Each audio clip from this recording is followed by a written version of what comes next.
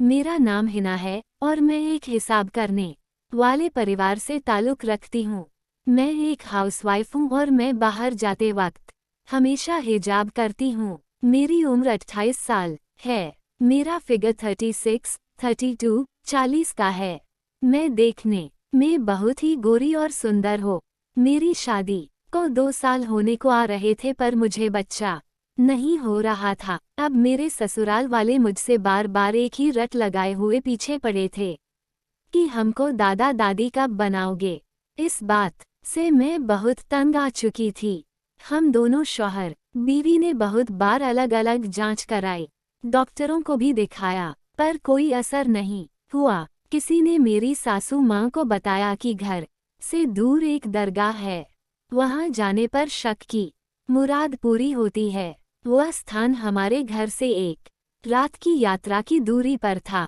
मेरी सासू माँ, मैं और मेरे शौहर समय हम सब ने वहाँ जाने का मंसूबा बना या अगले ही दिन हम वहाँ चले गए। जब अगले दिन उधर पहुँचे तो देखा कि दरगाह बहुत बड़ी थी, वहाँ लोगों की भीड़ बहुत।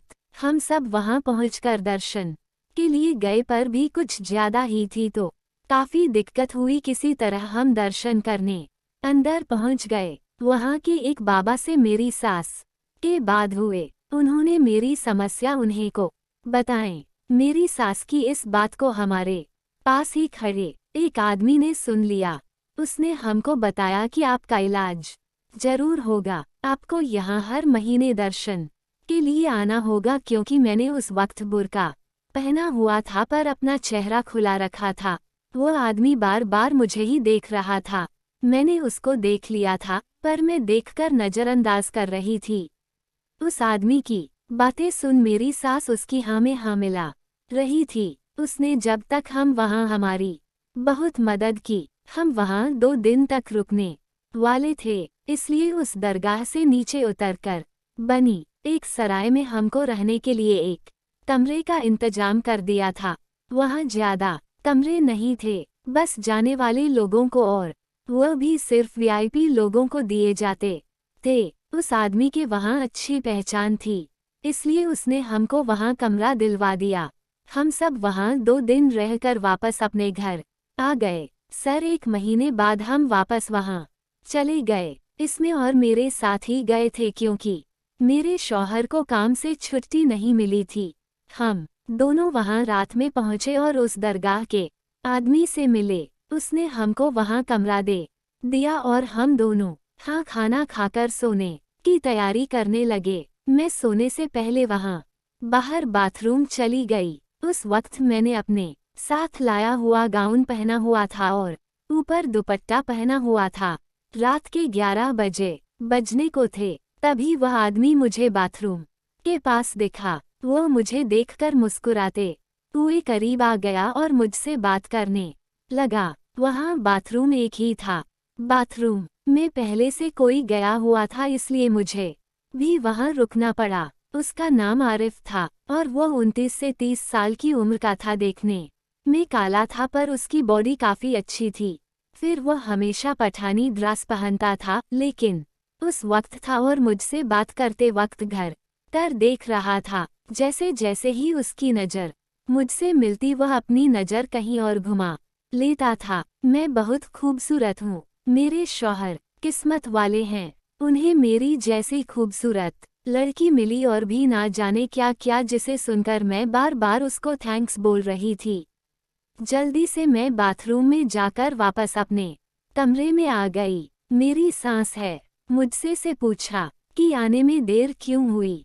मैंने उनको बताया कि बात तो मैं पहले से कोई गया हुआ था। फिर हम दोनों सो गए पर मुझे नींद नहीं आ रही थी क्योंकि सिर्फ मुझसे बात करते वक्त कुछ प्रभावित हो गया था। सुबह मुझे 2 मैं नहाने बाथरूम में गई। मैं अपने साथ अपने कपड़े लेकर गई थी। नहाकर दर्शन भी जल्दी करना था, इसलिए मैं जल्दी जल्दी नहाकर अपनी सास के साथ दर्शन के लिए निकल गए। दर्शन के लिए उसी सुबह भी बहुत भीड़ हो गई थी, इसलिए दर्शन करने के लिए लाइन में लग गए। मैंने अपनी सास के साथ दरगाह के दर्शन किए और शाम को हम दोनों अपने रूम में आ गए। रात को मैं जब शेर से बाथरूम गई तब से रोज नहीं था और मेरा इंतजार कर रहा था। मैंने उसको देखकर नजर झुका ली और मुस्कुराते हुए बाथरूम में चली गई।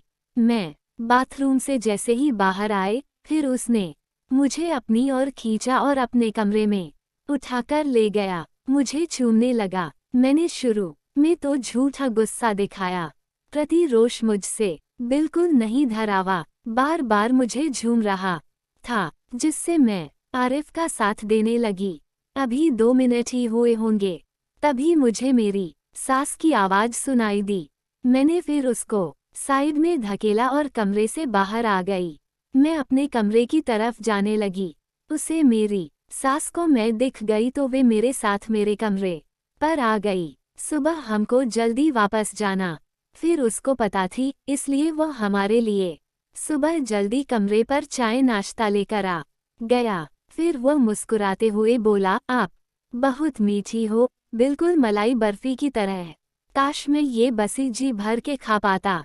यह सुनकर मैं गर्दन नीचे झुका ली और बस मुस्कुराती हुई। सुनते हमने नाश्ता किया और हम वहां से अपने घर के लिए निकल रहे थे। तब मैंने आरिफ से कहा, अगली बार आपको मलाई बर्फी जरूर खाने को मिलेगी। इतना सुनकर वह भी बहुत खुश हो क्या मैंने उसको अपना नंबर दे दिया था ताकि हमारे फ़ोन पर बात हो सके। हम वापस अपने घर आ गए और हमारे फ़ोन पर नॉर्मल बात होने लगी। फिर कुछ दिनों के बाद मैं और मेरी सा जाने के लिए निकल गए। मैंने फिर उसको मेरे आने की बात बताई तो वह बहुत खुश हो गया। मैं रात में ही अपनी सास के साथ दरगाह पर निकल गई और सुबह हम दरगाह पहुंच गए। मैंने बुरखा पर हुआ था। जब हम पहुंचे तब से रोज मुझे और मेरे साथ को लेने आ गया। उसके साथ हम अपने कमरे पर आ गए। हम दोनों रात के सफ़र से थके हुए थे, इसलिए हम फ्रेश होने के लिए फिर उसने सारा इंतजाम होने पर मैं बाथरूम गई। तब मुझे वहां आरिफ से मुलाकात हुई।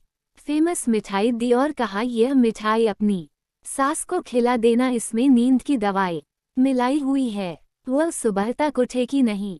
मैंने गर्दन को हिलाकर हामी भरी और बाथरूम में चली गई। फिर और कहीं बाहर रुककर मेरा इंतजार कर रहा था। मैं आरिफ से मिलकर अपने रूम पर आ गई और अपनी सास के साथ दरगाह पर जाकर दर्शन किए और शाम को हम अपने रूम पर आ गए और मैंने अपनी सास को दरगाह मिला प्रसाद बोलकर लड्डू खिला दिया। थोड़ी देर बाद मेरी सांस हो गई। मैंने उनको हिलाकर देखा, पर भी गहरी नींद में सो रही थी, इसलिए मैं उनको वही हूँ मैं सोता छोड़ के आरिफ के पास चली गई। उस रात मैंने पिंक कलर का पंजाबी सलवार सूट पहना हुआ था। मैं आरिफ के रूम के पास पहुंची तब वह बाहर ही खड़े रहकर मेरी राह देख रहा था। फिर उसने अपने रूम का दरवाजा खुला रखा था। मैंने यहाँ वहाँ देखा और झट से उसके रूम में घुस गई। मेरे पीछे आरिफ रूम में आ गया और उसने अंदर से रूम लॉक कर दिया। मैं अंदर तो आ गई थी लेकिन मेरी धड़कनें बहुत तेज। फिर उसने मुझे पीछे से पकड़ा और मुझे अपनी ओर घुमा लिया। फिर उसने मुझे दीवार के सहारे सीधा खड़ा कर दिया। मैं डर रही थी इसीलिए मैंने अपनी आंखें बंद कर दी। तभी आरिफ मेरे साथ मैच से पहले की प्रैक्टिस करने लगा। मुझे शुरुआत में कुछ अजीब लग रहा था, पर धीरे धीरे मैं उसका साथ देने लगी। हम दोनों का ये चुम्मा काफी लंबा चला, जिसमें ना बाहर मांगू ना ही मैं। लगभग 40 मिनट तक हमारे बीच खूब मैं चला। हम चरम सुख आनंद लेने लगे। दोनों ही काफी थक गए थे और अपनी सांसों को काबू कर रहे थे। फिर उसने मुझे जो सौगात दी थी, जिसकी वजह में उसकी दीवानी भी हो गई थी, इसके अलावा मैं आरिफ की दीवानी हो चुकी थी। फिर हम लोग वहां से निकल गए। उसके बाद मैं प्रेग्नेंट हो गई और 9 महीने बाद मैंने एक बच्चे को जन्मदिन दिया। फिर मेरे पति और सास ससुर सभी खुश हुए। क्या ये सब सही था या गलत, मुझे नहीं पता, आप ही बताएं। तो दोस्तों, ये कहानी कैसी लगी कमेंट में बताएं। मेरे चैनल को सब्सक्राइब जरूर करें। धन्यवाद दोस्तों।